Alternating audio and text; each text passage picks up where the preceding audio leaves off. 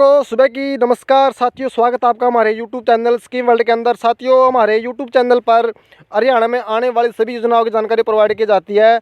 यदि आप नए तो चैनल को सब्सक्राइब जरूर करें। आपको बता देते हैं कि अब 4 नए नियम लागू हो गए। 27 मार्च से गैस सिलेंडर और राशन कार्ड पर लागू होंगे 4 नियम। जो हमारा गैस सिलेंडर मिलता है हमको, और जो राशन कार्ड पर कुछ नियम स्टार्ट किया है सरकार ने। क्या कुछ नियम है साथियों, आपके लिए ज़रूरी सूचना है। देखो, जो 4 रूल है, भारत सरकार ने राशन कार्ड और गैस सिलेंडर से संबंधित नियमों में कई महत्वपूर्ण बदलाव किए हैं। इन नए नियमों का उद्देश्य है वितरण प्रणाली को अधिक पारदर्शी, कुशल और लक्षित बनाना है। ये बदलाव देश के करोड़ों नागरिकों को, विशेष रूप से गरीब और मध्यम वर्गीय परिवारों के लिए जरूरी है दोस्तों। ठीक है, उसके बाद देखो, सबसे पहले राशन कार्ड से जुड़े जो नए नियम है दोस्तों। देखो, आपका जो राशन कार्ड है उसके लिए दोस्तों इन्होंने डिजिटल राशन कार्ड का प्रयोग किया है। क्या कुछ करना है देखो इसके अंदर। एक तो ये हो गया, आपके लिए डिजिटल राशन कार्ड का उपयोग किया जाएगा। इस प्रणाली में पारदर्शिता बढ़ेगी और फर्जी जो लाभार्थी है उन पर रोक लगेगी। ठीक है, one nation one ration card की योजना के तहत नागरिक अब देश के किसी भी हिस्से में अपना राशन प्राप्त कर सकते हैं। सबसे पहले तो जो डिजिटल कार्ड है उसका प्रयोग कैसे होगा कि आप रहते कहीं हैं, आप कहीं से भी आप अपना राशन प्राप्त कर सकते हैं। ठीक है, उसके बाद देखो, नए नियमों के अनुसार आपको हर महीने 1000 रुपये की आर्थिक सहायता प्रदान करेगी हरियाणा सरकार। आपको 1000 रुपये हर महीना मिलेंगे हरियाणा सरकार की तरफ से, एक ration card, BPL ration card पर दोस्तों। ठीक है, उसके बाद देखो, बस डिटेल के अंदर नहीं बताता, जो नियम है उनके बारे में बताऊंगा। उसके बाद देखो, बायोमेट्रिक वेरिफिकेशन की अनिवार्यता।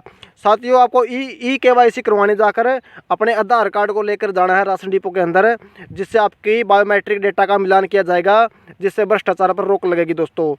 एक ये नियम होगा। ठीक है, ई KYC करवानी है, जहाँ पर आपको राशन मिलता है डिपो के अंदर, वहाँ पर आपके आधार कार्ड को लेकर जाना है, आपकी बायोमेट्रिक साथ साथ हो जाएगी।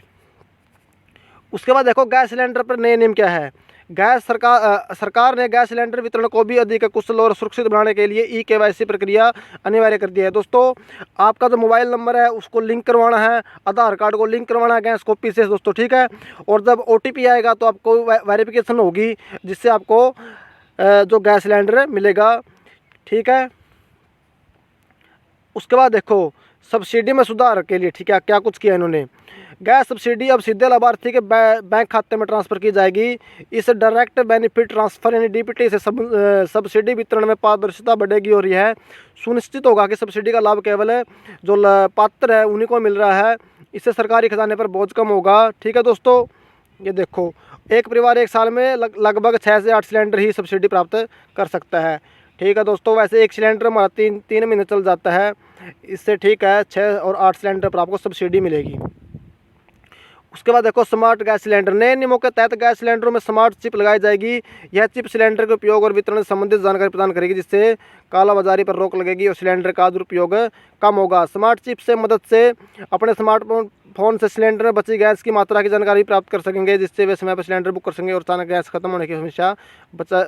दोस्तों, सिलेंडर के चिप लगाएंगे, पता चलेगा आपको कि आपका सिलेंडर कितना बचा हुआ है। क्या हुआ, सिलेंडर के अंदर चिप लगाए गए, पता चलेगा कि कितना सिलेंडर बचा हुआ है, जिससे आपको जानकारी मिल सके।